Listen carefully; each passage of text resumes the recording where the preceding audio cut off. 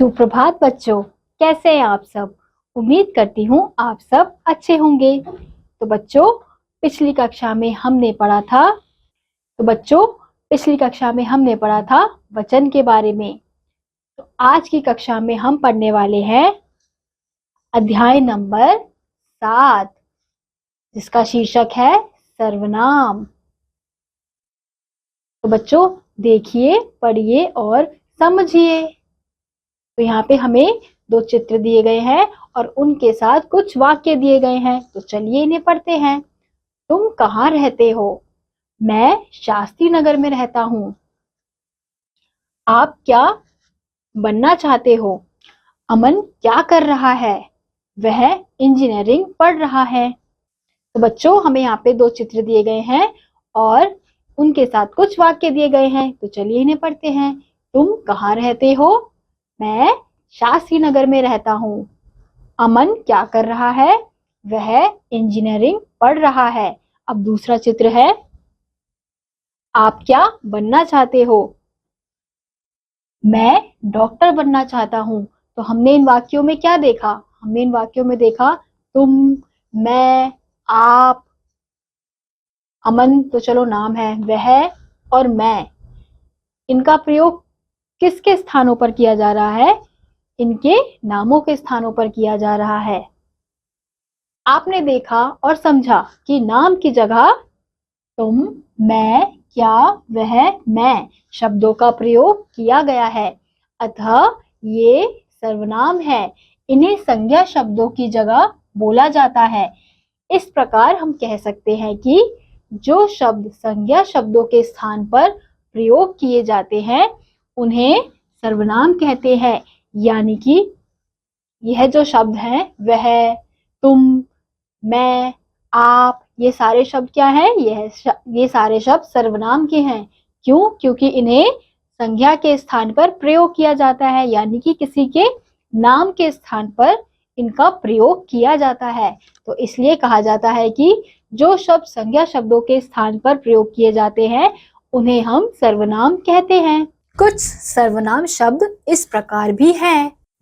वह, हम, मुझे, मेरा, हमें, हमारा, वे, मैंने, आपसे, मेरी, मेरे, हमारे, जिस, जिन्हें, किसे, किसने, इन्होंने, उन्होंने आदि अन्य शब्द। तो ये क्या है? ये हमारे कुछ सर्वनाम के शब्द हैं जिनका प्रयोग हम संज्ञा के स्थान पर करते हैं।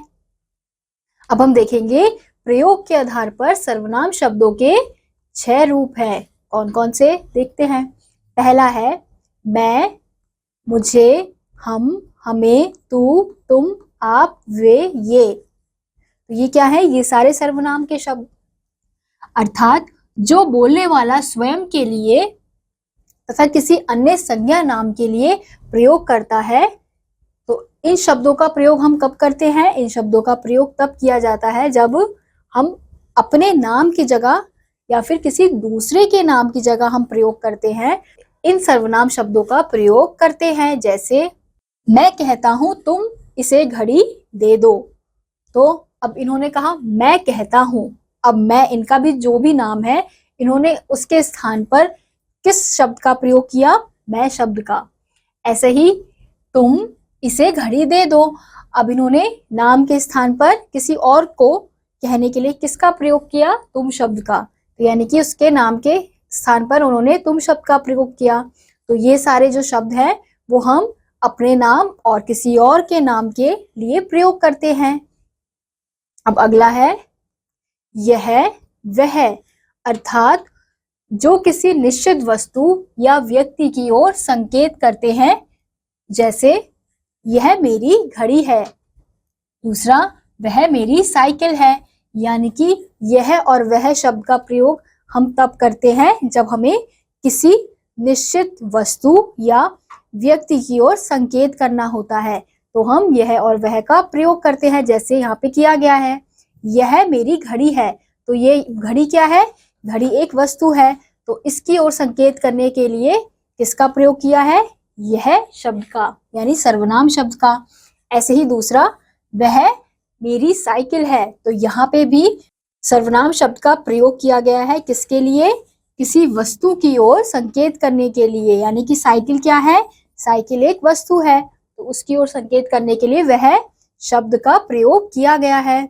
ऐसे ही तीसरा रूप है कोई, कुछ, अर्थात जो किसी निश्चित वस्तु या व्यक्ति के बारे में ना हो, यानी कि कोई और कुछ शब्द का प्रयोग हम तब करते हैं जब हमें कोई निश्चित वस्तु या व्यक्ति के बारे में, व्यक्ति का ना पता हो, तो हम इन शब्दों का प्रयोग करते हैं। जैसे मैं आपके लिए कुछ लाया हूं।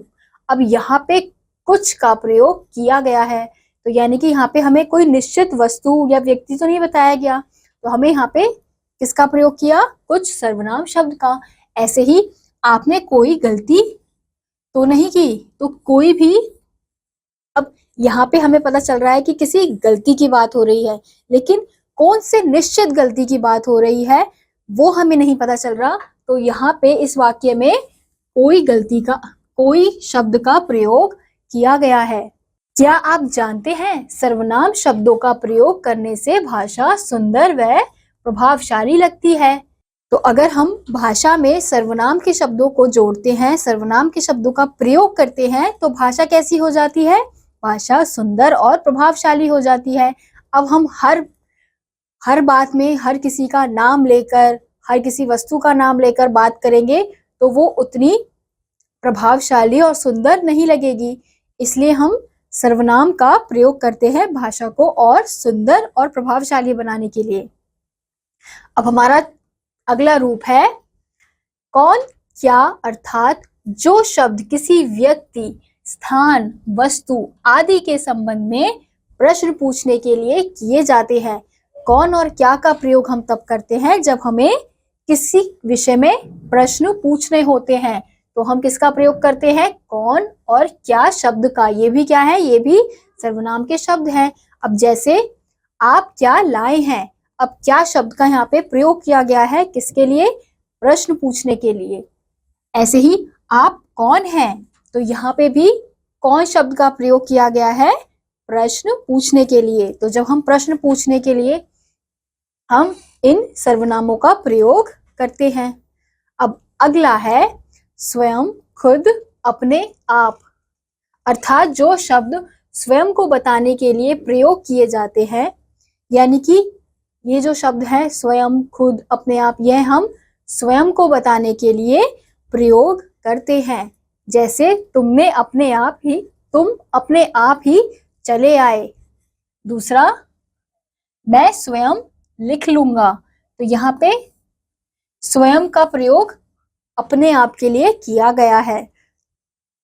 अब अगला है जो, वो, जैसा, वैसा, उसका, जिसका, अर्थात जो सर्वनामों में संबंध बताए, यानी कि वह शब्द जो संबंध बताते हों। जैसे हम देखते हैं जो मेहनत करेगा वो पास होगा, तो जो को संबंध किया गया है वो से कैसे, जो मेहनत करेगा वो, यानी कि वही पास होगा, तो जो और वो वाक्य में संबंध स्थापित कर रहे हैं।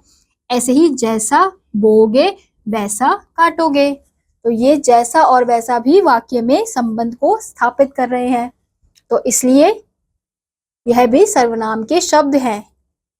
तो बच्चों, हमने सीखा संज्ञा शब्दों के स्थान पर प्रयोग होने वाले शब्द सर्वनाम कहलाते हैं। सर्वनाम शब्दों का प्रयोग करने से भाषा कैसी हो जाती है, सुंदर व प्रभावशाली लगती है। प्रयोग के आधार पर सर्वनाम शब्दों के 6 रूप हैं जो अभी हमने ऊपर पढ़े। तो इसी के साथ आज का यह अध्याय यहीं समाप्त होता है। उम्मीद करती हूँ आपको यह अध्याय समझ आया होगा। मैं आपसे मिलूंगी अगली वीडियो में, तब तक के लिए नमस्कार।